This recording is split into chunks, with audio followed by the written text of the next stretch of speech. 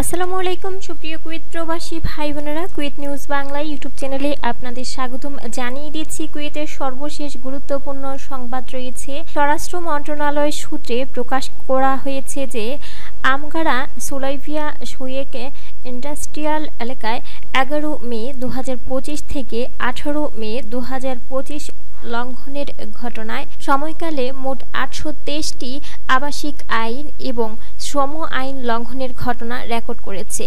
এ ব্যাপারে আরও বলা হয়েছে যে এবারের এই অভিযানে বেশ কয়েকটি প্রতিষ্ঠান এবং চিহ্নিত কিছু স্থানে অভিযান চালিয়ে এদেরকে আটক করা হয়েছে। অর্থাৎ এবারের এই অভিযান কিছুটা ব্যতিক্রম ছিল।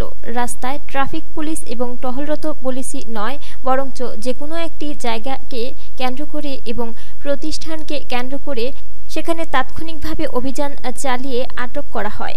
শ্রমিকদেরকে এ ব্যাপারে হুঁশিয়ারি দিয়ে আরও বলা হয়েছে যে যে কোনো প্রতিষ্ঠান অথবা মালিক যদি অবৈধ শ্রমিকদের কাজে নিয়োগ করে অথবা আশ্রম প্রদান করে তবে শ্রমিক এবং ওই নিয়োগকর্তা উভয়ের বিরুদ্ধে আইনি ব্যবস্থা নেওয়া হবে।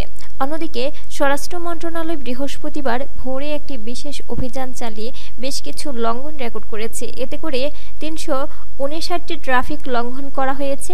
আবাসিক আইন ও শ্রম আইন অর্থাৎ আকাম আইন লঙ্ঘনের জন্য 24 জনকে আটক করা হয়েছে। কোনো রকম প্রমাণপত্র না থাকার কারণে 5 জনকে গ্রেপ্তার করেছে। অনুপস্থিতির কারণে 12 জনকে গ্রেপ্তার করা হয়েছে।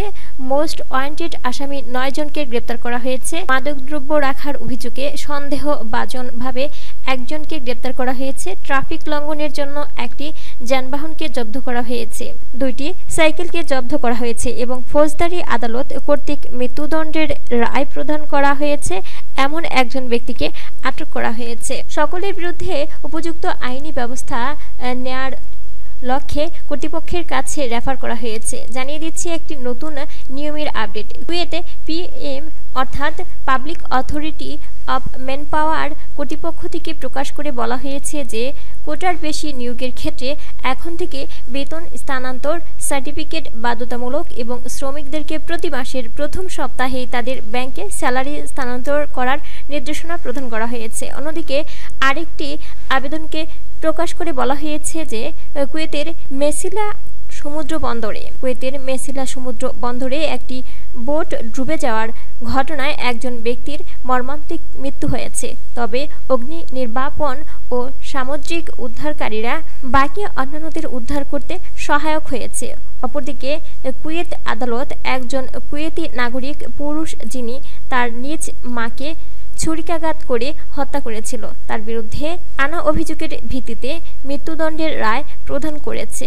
এ ছিল সুপ্রিয় বন্ধুরা আমাদের কুয়েত নিউজ বাংলা ইউটিউব চ্যানেলের সর্বশেষ গুরুত্বপূর্ণ সংবাদ। পরবর্তীতে কুয়েত নিউজ বাংলার আপডেট খবর পেতে চ্যানেলটি অবশ্যই সাবস্ক্রাইব করবেন এবং বেল বাটনে ক্লিক করে রাখবেন। বেল বাটনে ক্লিক করার ফলে আপনার স্মার্টফোন ও কম্পিউটারে সক্রিয়ভাবে সকল ভিডিও নোটিফিকেশন পৌঁছে যাবে।